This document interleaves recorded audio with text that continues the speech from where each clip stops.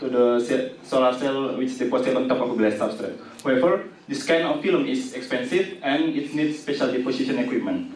So, in order to face the last challenge, we propose the new fabrication method which use the polyimide coated SLG and also lift-off process. At first, we fabricate the standard CIJ solar cell on top of the polyimide coated SLG. We get this substrate from Kanika Corporation in joint research. On top of the polyimide, we deposit the bilayer molybdenum for the back contact by using sputtering method, and we deposit the CIGS absorber layer by three-stage method. We use molecular beam excitation.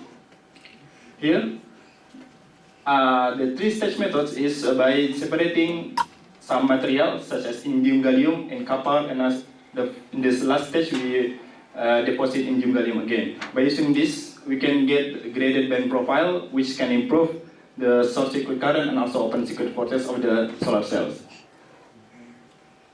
After that, we deposit the CDS buffer layer by chemical bath deposition and zinc oxide transparent conduct by chemical vapor deposition. Finally, after we finish all of the CIJ solar cell structure, we conduct the lift-off process. By this, we can get the flexible solar cell. The advantage of by using this fabrication method, we can use same process and equipment with CIJs on rigid glass substrates. So, even though we just start this research 2 years ago, we can use same equipment which we already used it several years ago. And also, because there's some glass, it's possible to use thinner polyimide film. Our polyimide film is have thickness less than half than the usual than the polyimide film used by other groups. Okay, first, before going to the low temperature deposition, we try to deposit the CIJs on the usual temperature, which is more than 500 degrees Celsius. As you can see, the performance of the cells is almost same, whether it's used polyimide or not. So, we can conclude that both CIJs deposited on SLG and polyimide have same efficiency, so the polyimide did not decrease the CIJ's quality. However, we cannot conduct the lift-off process because the polyimide already degraded. So, which I already talked before, we need to do the low temperature deposition. In the low temperature deposition, we can also get some similar results, which is same with this SLG and polyimide. However, the efficiency is low. And also, when we conduct the lift-off process, we can lift off it. However, the solar cells are already broken. So, we have problem that we need to improve the CIGs and molybdenum addition layer, and also we need to improve the CIG absorber layer. Our research purpose is to develop this high efficiency flexible solar cell by using the process and low temperature deposition. For the first challenge, the addition enhancement, we try to optimize the deposition condition of the molybdenum. We deposit the molybdenum by which two conditions. The first layer is using high argon pressure. The second layer by using low argon pressure. The second layer is in order to get the good conductivity of molybdenum. And the first layer, we try to change it to get the optimum deposition condition, which have the most good addition. This shows the results. When we try to change the argon pressure of the molybdenum during the deposition, we can get different CIGs grain size, and it also affect the durability of the CIGs. And we get the results by using higher argon pressure. We can get the CIGs hardly separated from molybdenum, so we can conduct the lift-off process. The next thing, I will try to explain more briefly about the three-stage method. This method is commonly used for the CIJ solar cell, and it's also get the most highest efficiency. By separating this indium gallium and the copper and the indium gallium again during deposition, we can get this kind of the band profile. However, when we try to deposit on lower temperature, it's changed the notch, and also it's changed the efficiency from around 13% to 12%. So what's happening here?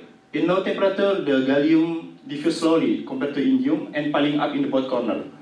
And so the notch in the band profile become deeper, like shown in the blue line, and the electron will have difficulty to move, and recombination occur in the bulk. And because this recombination, the VOC is decreased a lot. So we're thinking of the optimizing the CIGS thickness, and also we're optimizing the kappa deposition process in order to get better crystal growth and better band profile. In CIGS, this temperature change is very important, but I'll try to skip this. By optimizing the CIGS deposition, we can get better crystal from A to B, and we get lower notch, which shown in the red line, and the efficiency is improved slightly. So next, we try to evaluate the leaf-off process of our solar cells. The black line show the IV characteristic of the solar cell before the leaf-off process, which have efficiency around 13.4%, and the red line show the efficiency of the CIGS solar cell after the leaf-off process. However, the efficiency is decreased slightly to 11.8% due to decreasing the short circuit current. It was caused by, during the process, some of the CIGS is like separated from the molybdenum, so we need to recalculate the area. However, by these results, we know that our new fabrication method can be used in order to make the flexible solar cells. As you can see, this is the final result of the flexible CIGS solar cell. I'll conclude my talk. This flexible CIGS solar cell with efficiency more than 11.8% has been achieved using the leaf-off method, and increasing of argon pressure can influence the CIGS molybdenum junction strength. And better quality of CIGS can be achieved by optimizing kappa deposition. If you're interested more, you can try to read this already published in the journal last year.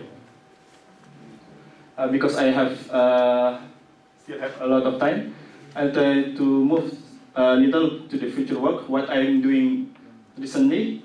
You know that I already explained that I already get 11.8%. However, the best CIGS solar cells have efficiency more than 20%. So what we need to do? So in our lab, we try to do post-deposition treatment by using sodium fluoride or potassium fluoride and diffusing it to the CIGS right after the CIGS deposition.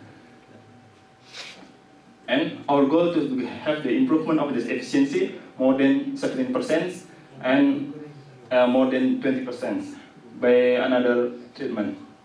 This was presented in the PP6 last year. I think that's all of my talk. Thank you for listening. So thank you very much for your interesting talk on the solar cell with flexible substrate. So this is the time for question and answer. So if you have any question, please go ahead. Yes. Just maybe I could not understand. Are you telling something about replacing silicon with the CIGS, or on silicon the another thin film as CIGS? We're talking about replacing silicon. Actually, it's not really replacing. There's three generations of solar cells. You know, crystalline silicon, which is using bulk silicon. It's hard, and also it is more expensive. The silicon wafer is expensive. So we're thinking of using the thin film. The silicon wafer is around 50 micrometer to 100, more than 300 micrometer. However, this thin film only 2 micrometer. So by changing to this material, we can make a solar cell with less material and less cost. How about the efficiency? You said it's about 21 to 22%. How about silicon efficiency? Okay, the most highest silicon efficiency is around 25.6%. So silicon is still higher. And for this one is 22.3%. But the important actually this only the sales efficiency, and what we use in our home or our environment is module. The silicon module have efficiency around 20%, 18 to 20%, the best one. And this kind of solar cell still have efficiency still around 16%. So even though it have lower cost, it still need some improvement to have some efficiency with silicon. However, for my research, we don't thinking of changing the silicon with this material, but we try to, most of silicon will be used for large electricity generation. However, by using this material, we can use some flexible substrates, so the application is different. It can use in the space application, or you can use in your clothes or anything. Okay. Please. Can you show your slides at a glance? Slides. All slides. at a All glance. slides. All slides. Input is. This. I'd like to see the position temperature graph. Little. Right on. More. Yes. Yeah.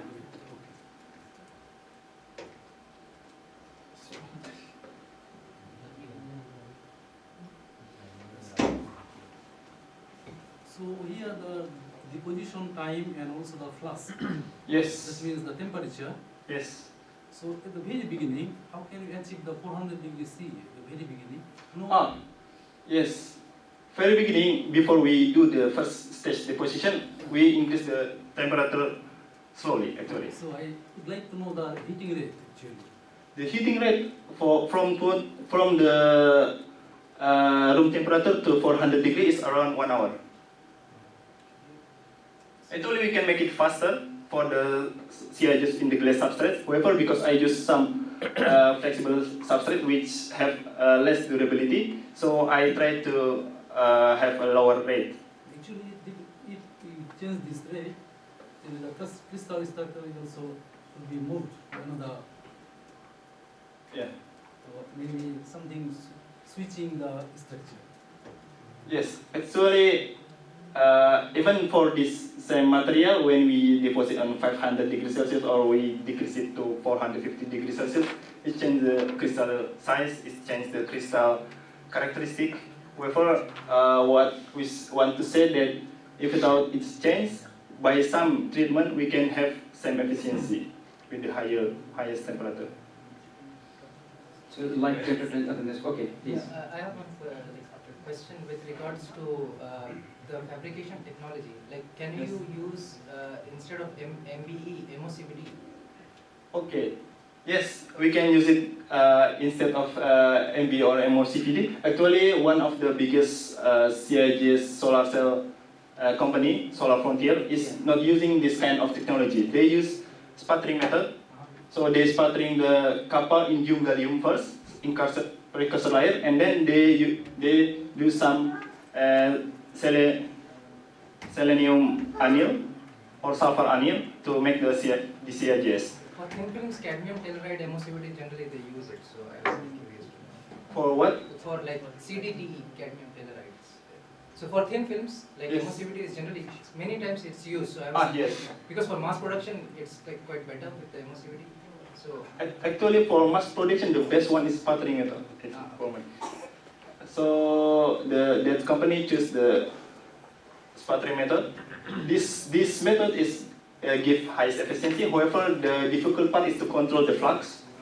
And when we try to make a largest module, it will makes more difficult to control.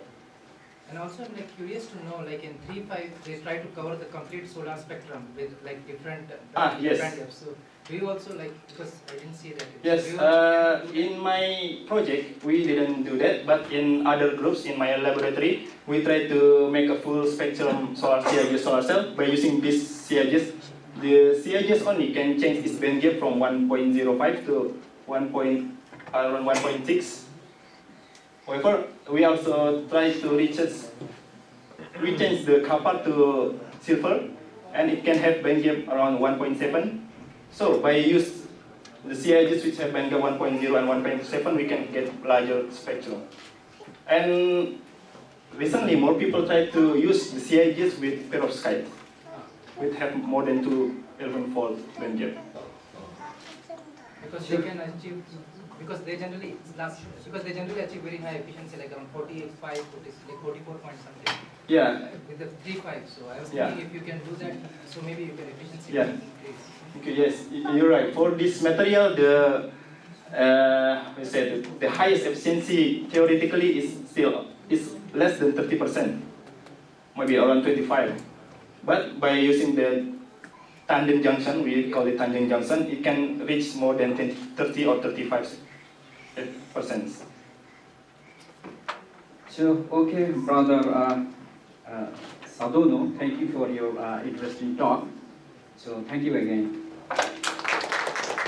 And we are going to move to our next oral talk, and only one oral talk of this session, as well as the last talk of this day-long symposium. So I asked Brother Gufran Ahmed Pasha from Saitama University.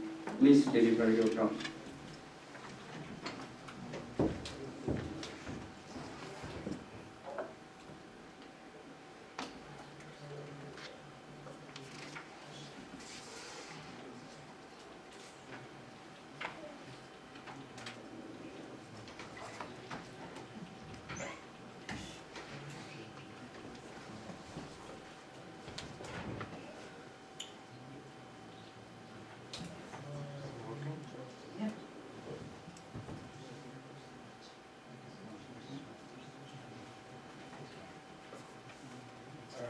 For next slide.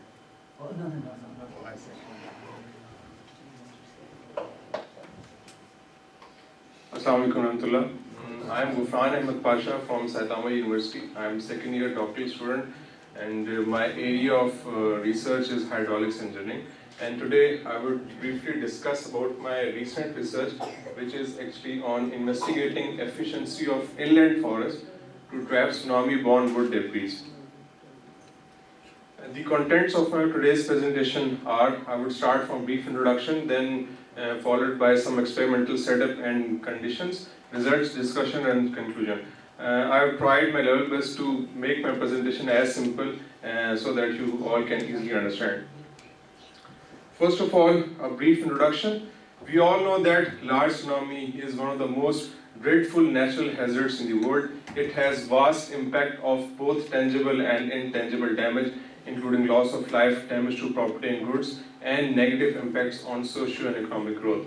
However, coastal vegetation has always proved to be one of the natural and efficient solutions to mitigate tsunami, as it involves less capital investment as compared to artificial measures such as sea walls and high embankments.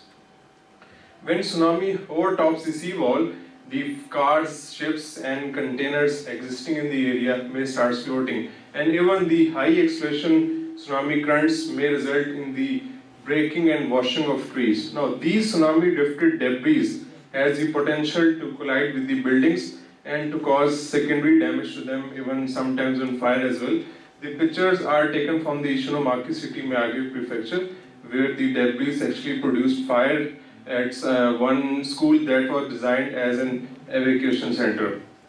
And the reason for production of fire was the debris. So therefore, we need to trap these debris efficiently and economically. Now, one of the economical solution is to trap all these debris using an inland forest, which can prove to be a valuable medium to trap debris ahead of evacuation of use.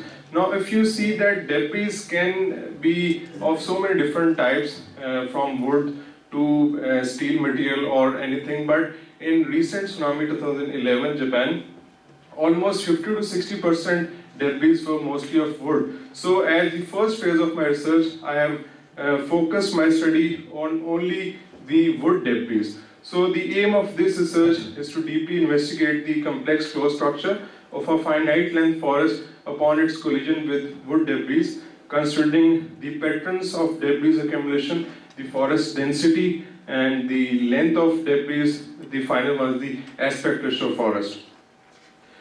This slide shows the experimental setup.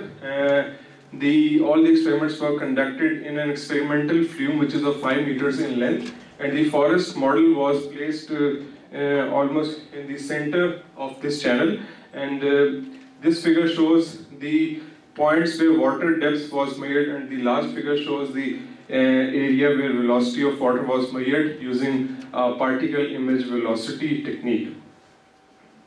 Now, the results and discussion. Mostly 5 patterns were identified of debris accumulation. The first one, the easily passing between the trees, definitely depends on the forest density. The second one, track between trees. The third one is the exactly perpendicular sticking with the front line of trees. The fourth one is the pivoting with the outer tree. The last one is just it goes beyond the forest. However, the pattern C, this one is considered to be the most critical pattern, as it poses an immense overturning force on the trees. If the debris after hitting the coastal forest stays at top in the flowing water state, then it can produce damage to the forest. However, if after hitting the forest it goes down to the foot of tree, definitely the forest would be safe. And our aim is to design such a forest that can trap tsunami debris at the foot of trees so that it can produce less damage to forest itself. If the wood debris is generated by the uprooting of trees, then it would definitely be of cylindrical shape. However, if the wood debris are generated by the destruction of houses and buildings, then it may vary with shape, that is circular or rectangle. So, another debris accumulation pattern with respect to shape, and all these cylindrical wood debris came down by rolling. However, the square and rectangle debris came down either sliding or just turning upon its edges. When multiple number of debris collided with the forest, here you see that in circular debris, a smooth pattern of just staying one above the other in case of cylindrical debris was observed. Whereas in case of square, either sticking with the tree or the debris was observed. As the sliding involves greater frictional force, therefore all the rectangular debris found it difficult to move at the foot of trees. So this pattern is very much dangerous for the survival of forest itself. Now I would just explain the relationship between the height ratio, which is actually the debris attachment height, with respect to the forest density. Forest density is one important factor in designing forest, that is the number of trees per unit area. I have tried the 5 different values of forest density with aspect ratio same, just like 1.7.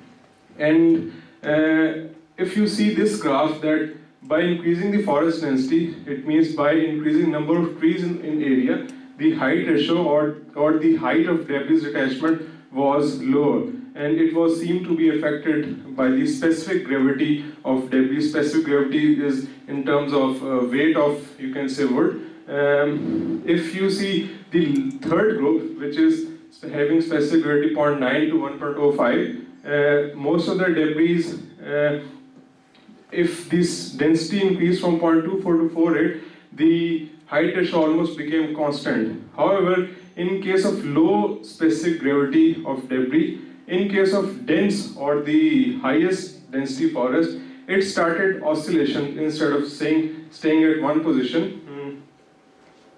Now this figure shows the oscillation trend. This is very important, interesting phenomena. When the circular debris after hitting the tree, if having low specific gravity, it start oscillating or moving up and down motion. Now this is due to the backwater effect, which was in case of high density forest. Now if the debris is of low specific gravity, then it would try to stay on top. The backwater in case of dense forest will try to roll it downward. The less specific gravity will try to pull it up again. So this starts an up and down to and fro motion of debris in case of high density forest and low specific gravity.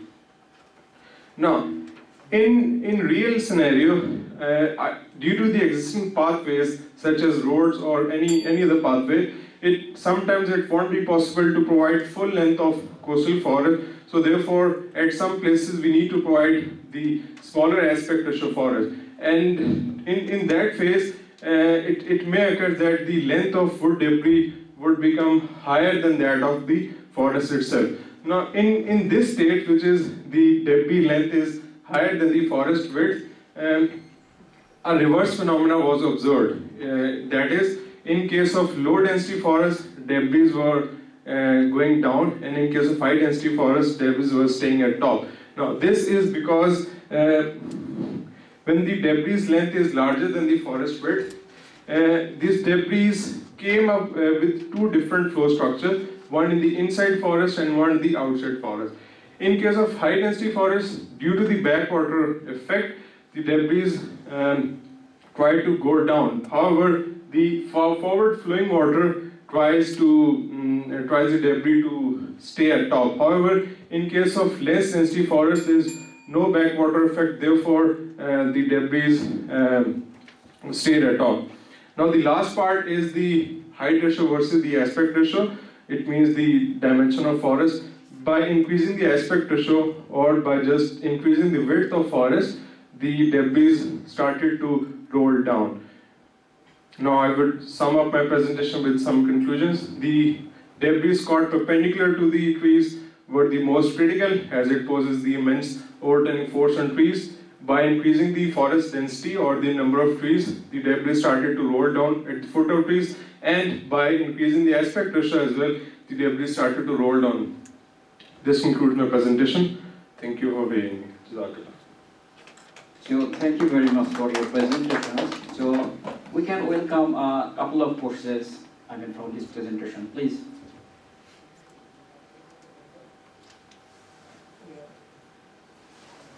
Can you tell me the height of the debris, height of the forest?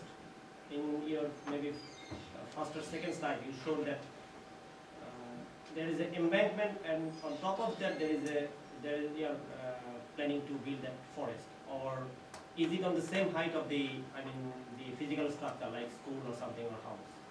No, this is the base level or the bed level is same as that of ground level. There is no high place or embankment on forest. Yes, there can be a possibility that we can build a forest on some embankment, but initially definitely it adds to more cost. First you have to build embankment, then forest. So my study was based on at the ground level. Just if there is some house or evacuation refuge here, then on that level you just build a forest there. Yes. Are there any suitable kind of trees for this? Yeah, this study is actually based on Japanese pine tree, and just the dimensions. And the scaled down model was 1:100, having the diameter and length. And all the densities, just like the selected, that is the number of trees per unit area, are selected keeping the exact forest density in Sendai plain. So yes, there was the middle one was actually existing in the area, but it was damaged. So some values before that density and some value ahead of that density was tested. So yes, it is actually all the reference study. And my particular study is recently accepted in Journal of Earthquake and Tsunami, and hopefully inshallah it will be published in March. So if you want some more further details of it, then you can refer that. Yeah. So, what is the momentum of the debris which is coming? It's stronger than the forest that it cannot withhold the momentum with which it is coming. Then, don't you think it is like adding for the more disaster? As I said that our main focus is that to design a forest. Definitely the attachment of debris depends on the flow structure, the velocity of forest or the number of... the study is actually done for only one flow condition, which was calculated just like the velocity of water was calculated from the video analysis of 2011. So if